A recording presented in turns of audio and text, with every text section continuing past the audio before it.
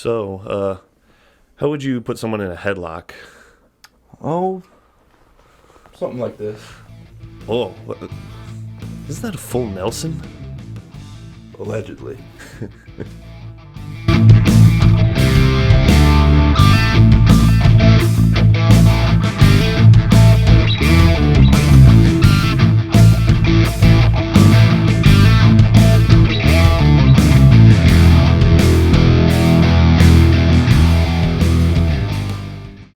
Welcome to Allegedly a Podcast. I am Lucas, as always, and today I am joined with BG alumni, teacher, coach, and all-around good guy, one of my close friends, and avid wrestling enthusiast, Derek Parker. Appreciate you having me. Oh, I'm so happy you're here. And if you see something furry and somewhat golden in the background and or here panting, Derek has brought his special boy Monty with him today. We appreciate Monty for demonstrating what a full Nelson is in our first clip, and he's a good boy, so apologize if you don't like panting dogs, but we love Monty, and he gets to be a star for a little bit here. So, as I said, Derek is an avid wrestling fan, and so today talking about wrestling, WWE, WWF, whatever you grew up with. That's what we're talking about today. And to kick it off, just so we can get a taste of what kind of wrestlers you're into, let's talk about the personal Mount Rushmores. The guys that, when you think about wrestling, when you think about the WWE, WWF, like these are the go-tos. Like any match that they were in, watch it. Any like pay-per-view that they headlined, like these are your guys, basically. So mine, I would start off with three of them were from my very first memories watching wrestling. Like they were my instant favorites as soon as I saw them. If you can see my shirt, you can probably guess one of them. One of them is Rey Mysterio. Another one is Eddie Guerrero, and another one is Kurt Angle. So those were three of my absolute favorites when I first started watching. Mm-hmm. My earliest memories are late 2002, which is actually around the time Rey started. So kind of started when he started. And then the other one I'm going to pick is Shawn Michaels, just because he was one that was just really fun to watch. Like in the mid 2000s, when I would say I was most into it, he was, even though that was kind of the later part of his career, he was still like one of the best ones to watch. Oh yeah, no, I got you. No, Shawn Michaels definitely one of those iconic wrestlers. All those guys that you named, I was going to say I'm very familiar with all of them. And growing up, I myself wasn't the biggest of wrestling fans. One of my older stepbrothers, he loved wrestling. He loved it. He loved everything about it. So I kind of got into it through him and like playing the video games mostly. We didn't really get to watch a lot of the pay-per-views, but he had a lot of recorded tapes of older pay-per-views, and that's kind of how I got familiar with some of the wrestlers. My absolute favorite wrestler of all time till the end of time will be Stone Cold Steve Austin. Love Stone Cold Steve Austin. Him in the Attitude Era was just crazy. So it's kind of funny. I was just watching a video the other day with this other wrestler, Mick Foley. Any iteration of Mick Foley, I don't know if that's cheating, just saying Mick Foley, because it's like Dude Love, Cactus Jack, Mankind. Like the man was just versatile. Like it was crazy how he did three different personas. Oh yeah, at the same time too. Yeah, exactly. Like it's crazy, but it was. Again, he's got to be one of my all-time favorites. Then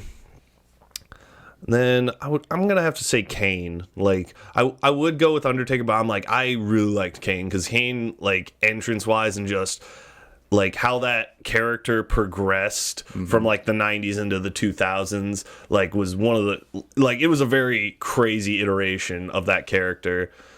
And my final one, I'm just gonna go with it. I have to agree with you, Rey Mysterio.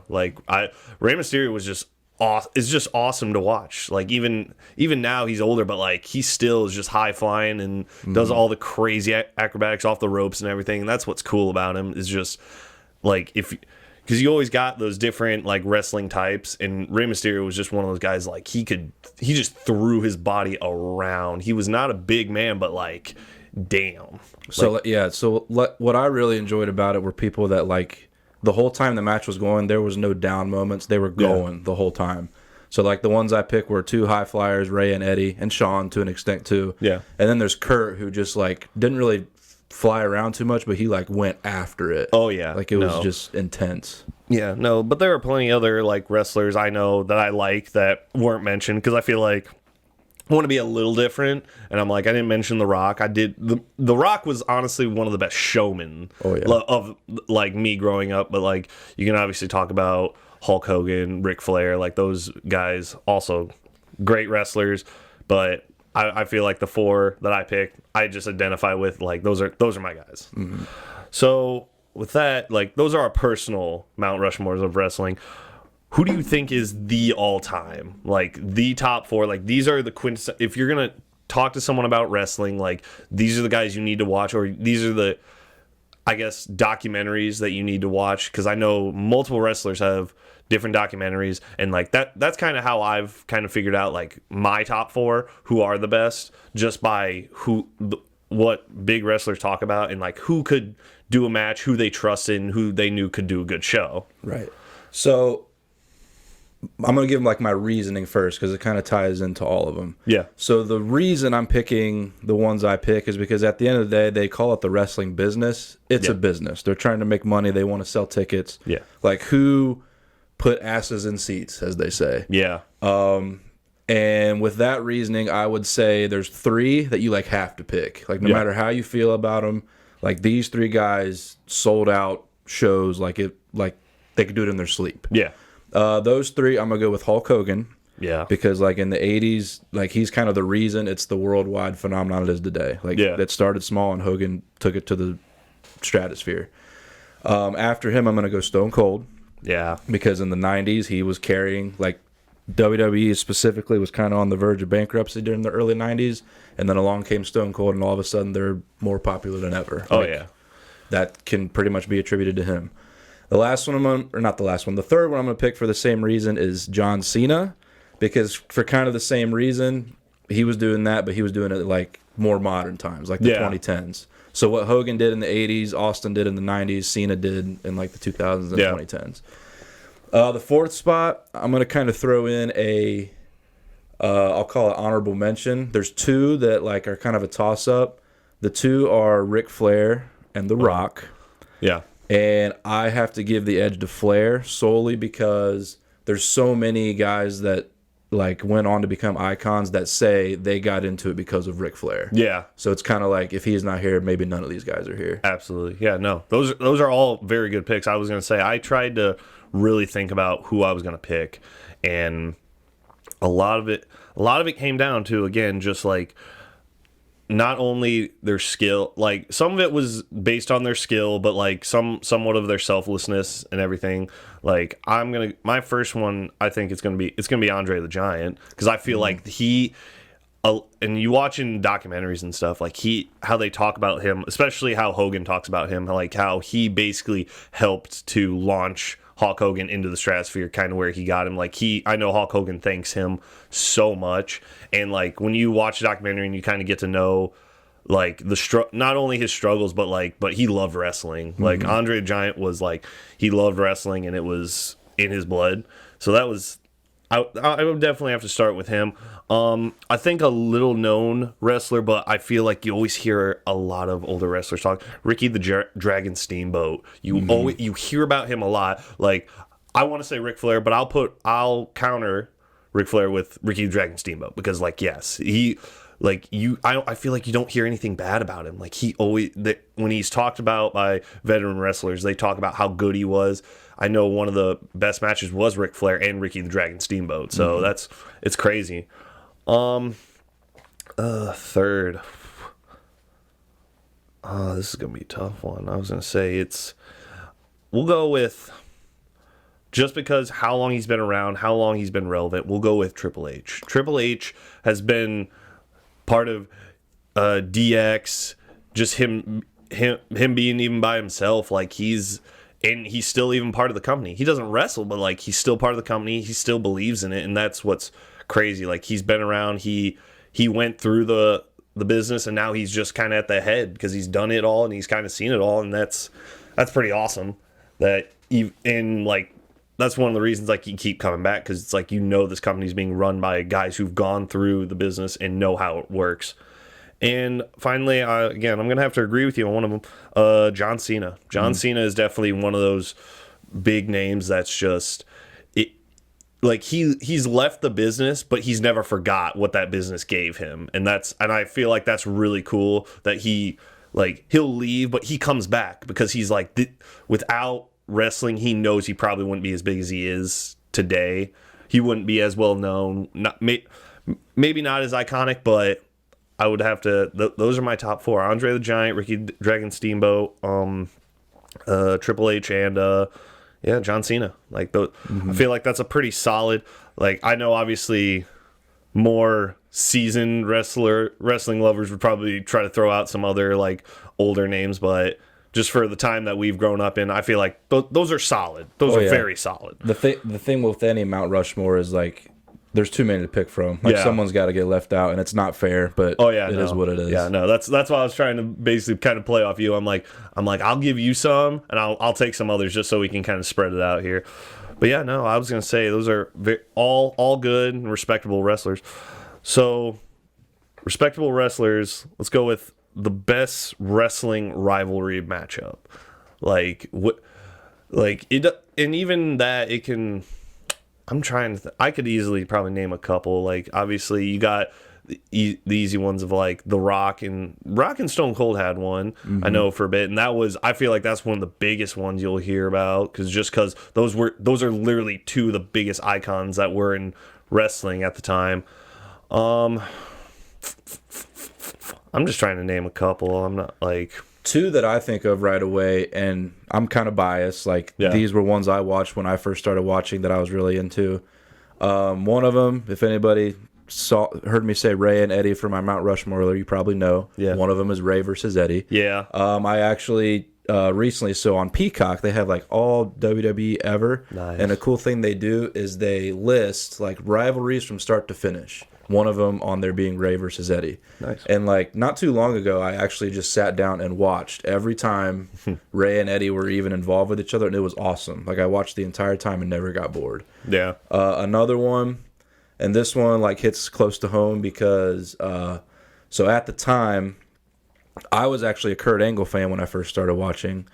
And my older brother, was a Brock Lesnar fan. And those two had a rivalry in 2003. It really only lasted about a year. Yeah. But it was intense, and it got me and my brother fighting with each other sometime because he was a Brock guy, I was an Angle guy. So those are two that I think of right away. That's a crazy rivalry, though, because those are two guys who were very high level, like college wrestlers. Yeah. Obviously, Kurt Angle won a gold medal, but like. I've been watching some videos about like Brock Lesnar and like when he was wrestling at I want to say Minnesota. It was Minnesota. And it was just like how crazy of an athlete he was. But just thinking about how those two guys wrestled like in WWE, it's like that's just mind boggling. Some of the other ones I can think of, like didn't DX and what was it, the group that The Rock and Farouk and Nation of Domination. Not Nation Domination. One of those. Again, like a lot of the rivalries I know of is just because my stepbrother had all these tapes from old pay-per-views, and I remember one of those. And I only remember that due to the fact that DX dressed up as the Nation Domination and made fun of him, which is pretty funny. I know when DX came back for a bit, they was like DX versus the McMahons. That was pretty. That was pretty cool. Like I feel like back in the 90s, you just had like the big groups of like wrestlers, and it was pretty awesome. You could say obviously Kane and The Undertaker. There was about a 10 going back to McMahon versus DX. There was about a 10-year stretch where really anyone Mr. McMahon was against was gold. Yeah. Like I think it started with Steve Austin, and then as he faded out into the 2000s, I remember he had one with Shawn Michaels in 2005, 2006. Yeah. That was a big one that I really liked. That kind of led into DX versus the McMahons. Mm-hmm. Like prime villain Vince McMahon was just awesome against anybody, really. Absolutely. I was going to say vintage rivalry of the Andre the Giant and Hulk Hogan. Like that's one of those big ones that you always think about.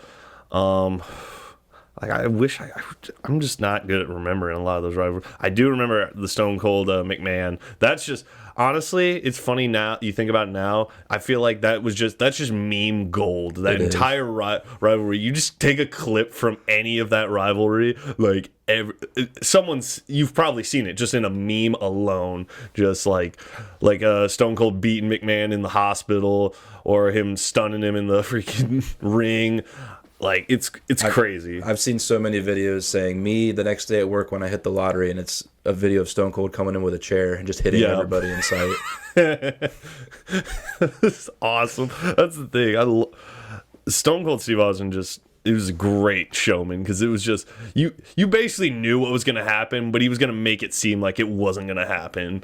Like I still remember the one of the best memories. It was each one of the McMahons kept coming out to the ring, and he would like one at a time just stunned each one of them, and then it was Linda McMahon was the last one, and you're like, oh, he's not gonna do it, and then he does it. You're like, oh my, like I remember couldn't believe it. There's a hilarious stat, and it's so specific too about that.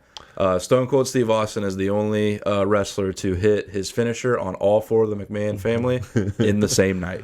It's a very specific stat, but it's true. Yeah, no, I remember, I 100% remember that. But no, well, epic rivalries. I don't think I could pick one. Like each one of them brings something, and it makes it more exciting when there's a rivalry, and just obviously gets the fans hyped, is because even if your wrestler is the heel, it makes it better. So with that, we'll move on. We'll go. Who do you think is the most underrated wrestler? Maybe never win a big title. I can definitely go underrated just because it's kind of hard to think. Did that person win a world title? Yeah, same. Underrated. From my era of watching it, I'm going to go Shelton Benjamin. Oh, yeah. So he won like the Intercontinental Championship a lot, but he never won, I don't think anyway. I don't think he ever won either the World Championship or WWE Championship. But the years when he was kind of in his prime, I'll say, he was a human highlight reel. Like every time he was out there, he did something spectacular. I don't know if it was just like the personality. They never like let him win the big one. But when he was like in a match, it was awesome. Yeah. I think the most underrated wrestler, he may have won some lower title, but I don't think he ever won anything big. And this might be obscure, but I remember the Hurricane. And I only remember it's like, look out, there's a hurricane coming through. And it was just like the most, I wouldn't say he's like the scrawniest, but he was like, I just remember his get up and everything. I'm like, this guy, he just looks like a normal dude who just came in, put on like a superhero outfit and was wrestling. And I'm just like, I like this. Like he may not have been the greatest wrestler. He may not have been the most memorable wrestler, but I will say, I feel like very underrated. And I liked his gimmick. His gimmick, it worked. It was crazy how it worked. He was just like a superhero in WWE, and I don't know. It's one of those things like I fell in love with, and it's like, Now it's like he's just like a footnote. Like he's not one of those wrestlers anyone really talks about anymore. But which kind of sucks. But I was gonna say, I know the Hardy Boys have kind of been in and out. I know they won tag team champions, but I don't think they ever won any individual. Jeff did. Okay, Matt, I thought one. That's a good one. Matt Hardy is a good one to pick for underrated. I don't think he ever won a big one in WWE. Yeah. Maybe he did other places, but in WWE, I don't think so. Gotcha. Yeah, no, I was gonna say the Hardy Boys were always. That was also one of those like big tag, because I felt like there were a couple guys who came in that were just tag teams and they couldn't be anything else. Dudley Boys, Dudley Boys, like they were just, they're tag team specialists, and there's nothing wrong with that. That's a thing that's kind of underutilized nowadays, I'll say. Like it used to be a staple of the show was tag team rivalries, and it was okay that they were in a tag team. They were entertaining. Yeah, and that's kind of. There's a couple tag teams still kind of lingering around, but I feel like you don't get that like team versus team big rivalry anymore, like you did with Hardys and Dudleys, and Edge and Christian were with them. You only get you kind of get like groups, like you get groups, but like everyone kind of goes into their individual matches and then just supported by the group. It's not more of a tag team like just pairing up and like all we do is tag teams basically, and which I can see the benefits, but I can also see like it's not as good as like the vintage stuff was. But tag team nowadays is kind of used to push the main event picture a little bit. Like you'll see world championship contenders kind of winning it with obscure opponent or teammates here and there. Yeah, there's not really like this rivalry is about the tag team titles anymore, which when there was, it was great. Oh yeah, no, it was. But we'll go. I was gonna say I'm trying to think of any more underrated wrestlers that I can think of, just like obscure wrestlers that I'll say this because I was gonna say I think I had two in my mind. I had Rikishi. Did he win? I swear he might have won one, but I don't feel like they ever really gave him. If he did, he didn't have it for long. Yeah, that's what I thought. That's a good one. Yeah. How did I forget about Rikishi? He was one of my favorites when I was younger. That and I just lost it. I had it in my head. Why can't I think of it? I just lost it. Hold on. Let me try to reevaluate this. Because Rikishi, we'll just talk about Rikishi for a bit. Because like his gimmick wasn't bad. Like sumo wrestler. Like it was one of those it was one of those you didn't forget. Like it wasn't anything dramatic or anything like that. But here we go. It wasn't X-Pac, but I'm just thinking. I'm like, I don't think X-Pac ever really got any titles. Like he was just part of DX. It was just one of those. But that was that was an age where it was like big groups of people, because it was like DX was X-Pac, Triple H, Shawn Michaels, Chyna for a bit, Junkyard Dog, like all those guys together was pretty freaking awesome. I will say that. Oh well, we'll move on because I can't think of who I was thinking of. I'm a little upset now. If you ever do think of it, just throw it out. Yeah, we'll run with it. Okay, so we'll start with best entrance music, because obviously WWE, some of their pageantry, it's the entrance music, like nothing. Because that's the other thing. When you have your favorite wrestlers, you know their theme song, like whether it's one iteration or a different one. Like I was gonna say, like entrance music is important. Oh yeah. One that's coming to my head right now. So Triple H had a theme song before. It might have been right before the time to play the game. Yeah. It was one where it started. It was a guy talking to a microphone and said, 1, 2, is this on? Like that song was sweet. Yeah, like, gotcha. I've heard that song a few times and I always got kind of hyped when I heard it. Other ones is not so much the music, it's like how it starts. Yeah. So for example, Steve Austin. Glass shattering, like the place came unglued whenever that happened. Yeah. And that's also what kind of makes it too. Like if the glass shatters and nobody does anything, you kind of don't care. But when everybody blows up, that's kind of what makes it a little bit. Oh yeah. And funny enough, it just came back to me, and I can talk about him in this part too. So theme music, Booker T. Oh yeah. Booker T. Can you dig it, sucker? Do.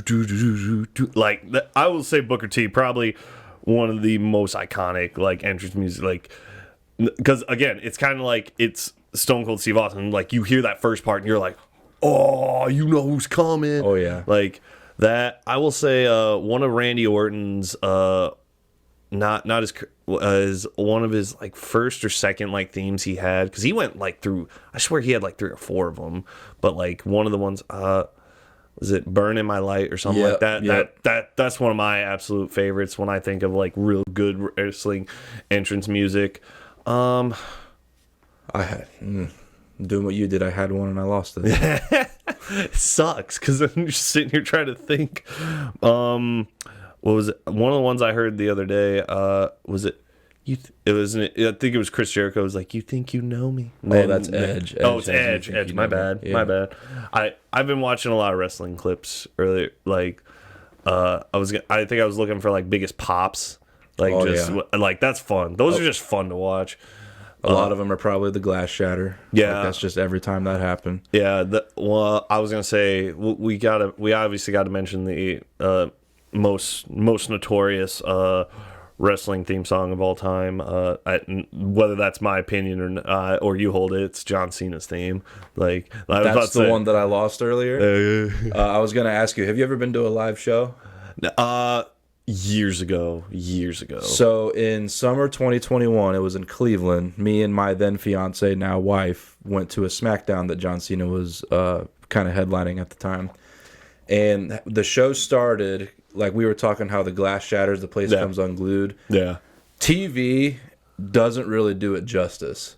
Like when Cena's music hit, the whole place just erupted, and being like in it and really hearing it was like you get goosebumps. Yeah, no, like that's the thing. Like when you're watching it on TV or watching it on pay-per-view, like you kind of get that, but yeah, no, it's like being at an actual like football game. Like you can see big moments on TV, and like you feel all the emotion with everyone around you, and that's it. Yeah, it just makes it better. Which, funny enough, the only live wrestling, it was years ago, and it was before they like were actually filming. Like they came to Toledo. I can't remember exactly the year. It had to be 05, 04. Like it was before the ice arena they have in Toledo now. It was like an older one, and they weren't really broadcasting, but I do remember the two wrestlers that they brought, and it was Kurt Angle and Eddie Guerrero were there, and they were in a match together, and that's the only time I ever went and watched wrestling, and because I wanted to see Rey Mysterio, which, funny enough, they had sold plastic Rey Mysterio masks, and I bought one, obviously, because you can't not buy like they had the actual masks. I know you brought one. I was gonna say they had those there, but they were like $150, and my mom's like, I'm not buying you that. And I'm like, that's fair. So funny enough, while we're on the topic, when we went to Mexico for our honeymoon.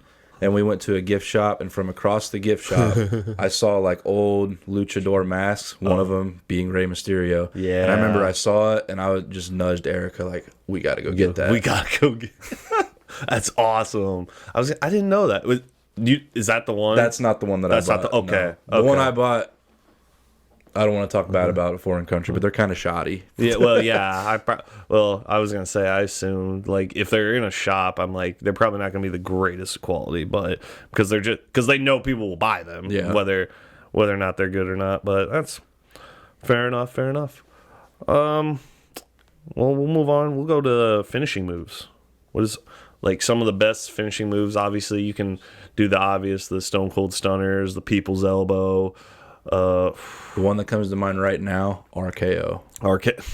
Also, very iconic finishing move, RKO by Randy Orton. Just due to the fact of all the memes in the video. I still think one of my favorite videos is when some guy edited. It was what was it, like the Superman Man of Steel movie, but he puts Randy Orton like RKOing everyone, and it's the funniest damn thing I've ever seen in my entire life. One of my favorites is it's one of the Hulk movies. Hulk is falling out of a spaceship or something, or just a plane. He's falling from the sky, and it's the whole Jim Ross watch out and they put Randy on his head going all the way down to the earth. And then he like hits the ground explodes because it's the Hulk, and it's just Randy coming up. Yeah, just love that. I love it so much. So I'm just gonna try to name as many finishing moves as I can. I was talking about McFoley earlier, Mr. Sacco, the mandible claw, Mr. Sacco. You got obviously the choke slam that the Kane Big Show would do. I love the frog splash, but I feel like too many people use it now. Well, yeah. When Eddie Guerrero did it, it was great. Yeah, I was going to say Eddie Guerrero, Rob Van Dam did it. I know he did that a lot. I was going to say Sharpshooter. Yes. By the guy you're not allowed to talk about. Well, no, that Bret Hart did the sharpshooter. Well, yeah, Bret Hart did the sharpshooter. I was about to say the crippler crossface, which is the guy you're not allowed to talk about. Oh, that's it. The Walls of Jericho. I remember my stepbrothers putting me in that like move a couple times. Ankle lock. There is actually a Twitter account that I follow called 90s Wrestling. It might be called 90s WWE. Yeah. And I think they posted a meme one time saying, if you didn't put your brother in the sharpshooter, did you really grow up with brothers? And I remember quote tweeting it saying, our thing was ankle locks and cross faces, but I see what you're saying. Yeah. No, I was gonna say, yeah, no, me and my stepbrothers, like when we were into wrestling, that's all we did was just do wrestling moves, and that was a lot of fun. Elbow drop, one of the vintage just elbow drops. Like nothing ever was as fun. Like just like wrestling with your brothers and just pulling out the move. Like you're just like, this is my wrestler. I'm gonna do his move and just freaking pulling it off. But no, my younger stepbrother, he was a lot smaller than me, so he was just doing like the jumping off freaking desks onto the bed, and just it was a lot of fun. I will say that. Like a lot of beds probably were broken due to the fact of WWF, WWE wrestling moves, but hey, man, it was a lot of fun. I was gonna say, as long as no one seriously got hurt, you were good. I was joking with my wife just today. If we have kids and they're wrestling fans, we're gonna go through some furniture. You're like, we're gonna have to get real sturdy furniture. It's gonna last long, or let's just buy cheap stuff. It'll break, and we'll just replace it. The amount of chairs that me and my brothers broke doing moves on each other is insane. I bet, man. That's funny as hell, though. Holy shit. Yeah. No, I was gonna say, luckily, I never broke anything, which is kind of shocking that we never really broke anything. But it happens. But that's what happens when kids love wrestling. Okay. They tried to tell you don't try this at home, but we all did it. Yeah, we all did. I was gonna say it's like thank goodness Jackass wasn't as. I was gonna say my parents didn't really let me watch Jackass when I was younger, so like I feel like wrestling was more of a safer thing to watch than Jackass, because then at least it's like, oh, they're doing wrestling moves. It's like not that hard, and just basically in wrestling you could just tap out and you're good, and then whatever. Hopefully, my stepbrother, he would always let me go after I'd tap out, because he would do everything he could to get me to tap, and I did. I sucked. I was not a good wrestler. We used to buy all the replica belts, not like the $400 ones you see online, but like the little toy ones that are like $10. Yeah, we had all those, and me and my brother would have matches for them. Yeah, I think twice I beat him. One time I made him tap out to the ankle lock, and another time I jumped off of a couch with an elbow to his stomach and it knocked the wind out of him.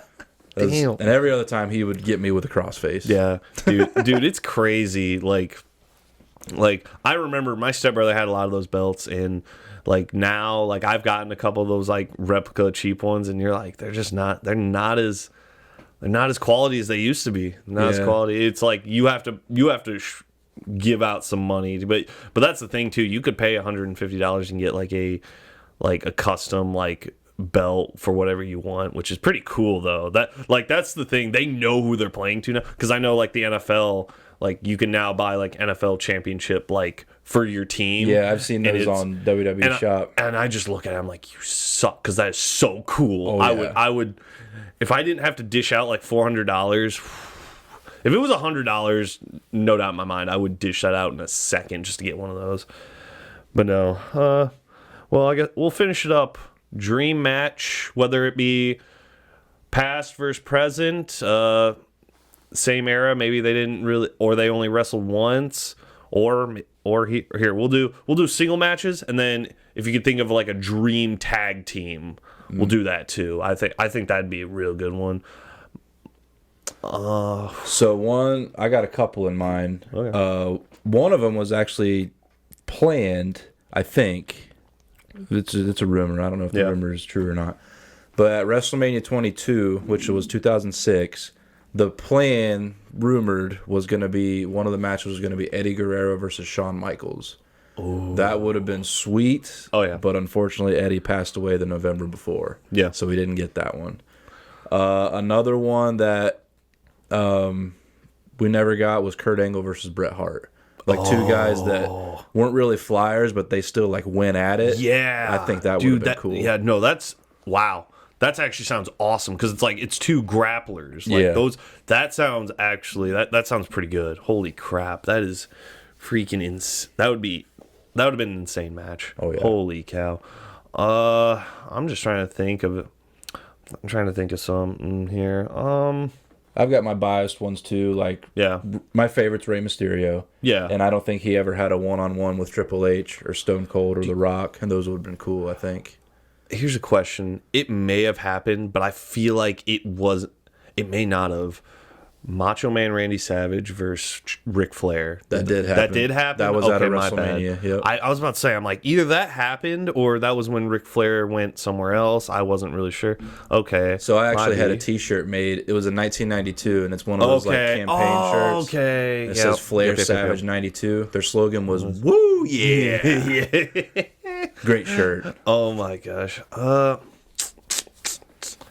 But yes, that one. That's one that that's did happen. crazy. That's crazy. Damn. I was gonna say a lot of the stuff that I just think of matches that did happen. It's hard to think of like stuff that never.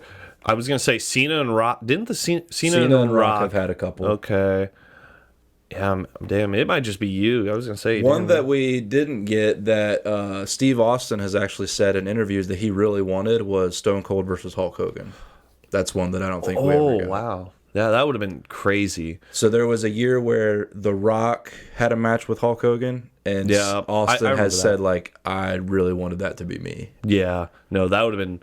I feel like that would have been probably, like, number one versus, like, number one. Like, that's the thing. Nothing bad about The Rock. Like, The Rock, he's definitely up there. Like, especially in the Attitude Era, he's up at the peak. But, like... I feel like they tried to make Stone Cold like a heel, but it didn't matter. Everyone's like, everybody we liked love him him. too much. Yeah, we don't care what he does. We're gonna just side with Stone Cold Steve Austin every time. And that was Steve Austin almost turned into a comedy gimmick because he tried to be bad and everybody cheered him. Like, we all love this guy. We're not gonna boo him. I don't care. No, it doesn't matter. It didn't matter. He was just like. He's like, basically, if he was like, screw this guy, and then he'd stun him and be like, screw that. It's like, we don't care how nice you are. It's like, we're on Stone Cold's side. It doesn't matter. No, I was going to say, I'm just going to bring this up due to the fact that I don't know if you're aware of this. So, again, I told you I've been watching some of the Dark Side of the Ring, and they talk about the Von Erichs. Yes. They're coming out with the movie, The Iron Claw. Yep. That's coming out.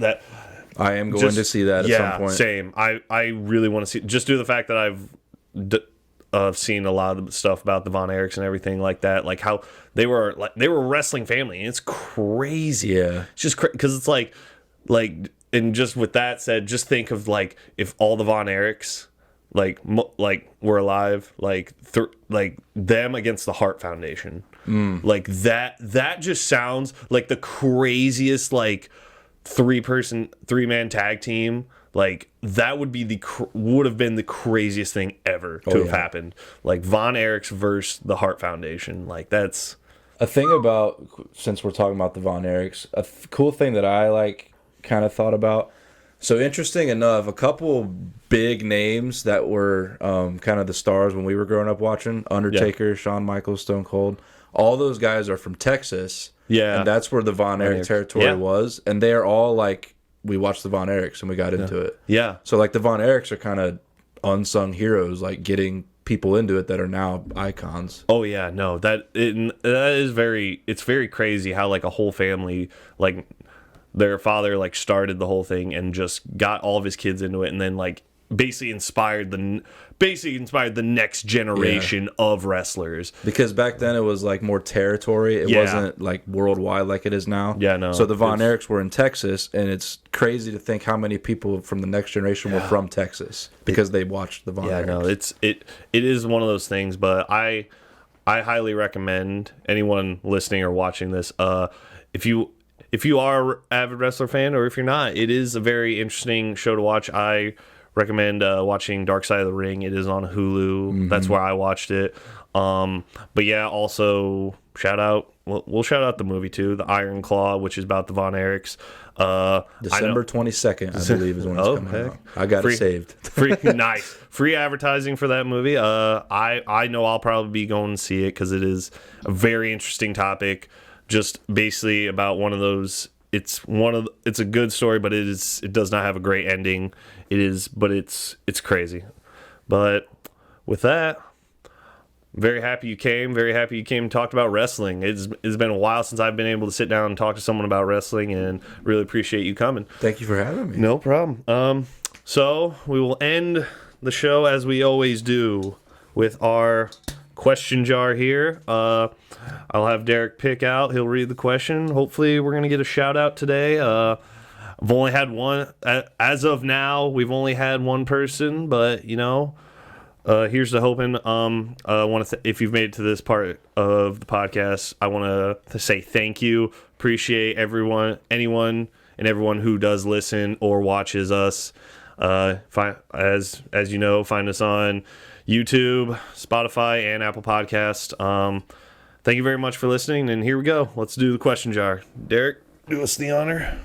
Ooh, might have to go underneath. Yeah. Oh. Don't be able to rattle. Yeah, they're in there. They're at the bottom. There's not too many. So what we got? Oh. So we've got best pizza toppings in general, top 3 specifically.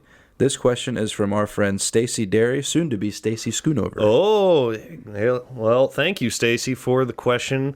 If you got yours already picked out, or you? Yeah, I do. Okay, what you got over there? So I'm a big meat guy. Like anytime I go to a pizza shop and they've got a meatza or all meat, I've seen pizza shops call them the carnivore pizza. I love meats. If I only had to pick 3 though, because that card said top 3, I would say pepperoni, ham, and bacon. Gotcha. Okay. So to be fair, like when I was younger, it was like all meat pizzas to me were like that, or like chicken bacon ranch pizzas were like that was my jam. Now that I'm older, like I'm like, if I can't have an all meat pizza, I can have like something if it has like pepperoni and like bacon on it. I'm like put like green peppers or some crap on it. I'm like, I can't do all meat, but I'm gonna be different because this is literally my favorite pizza. Like if I get from wherever, I was gonna say I like to put black olive, pineapple, and pepperoni. Those are my top 3. That's gonna be very controversial because there's not a lot of people who like pineapple. I love pineapple on pizza. I don't care what you say. It belongs on pizza. It's not hurting anyone. If you don't like pineapple on your pizza, that's fine. I've heard enough people say that now that I guess I just got to try it because I've honestly never had it. I was going to say, because that's the thing. I've heard people say no, but I'm like, have you had it? And they're like, no. And I'm like, then your opinion doesn't matter to me then because you haven't tried it. I will say the black olive is weird, but like someone got me to try it, and now that's like my default. It's like you get to put 2 toppings on pizza. What are you putting? I'm putting pineapple and black olive, and if I get a third one, I'm going to put pepperoni on it because I want to have some meat on there. But that's just me. But again, thank you, Stacy. Thank you for the question. We appreciate you listening. I hope you listen to this. We will be shouting you out on the Facebook page. And with that is another successful episode, Derek. Appreciate you coming on. Hopefully you have you back on. We'll figure something out. But with that said, hope you have everyone who listened. Thank you for listening and have a good day. High five, bud. Yep, let's go.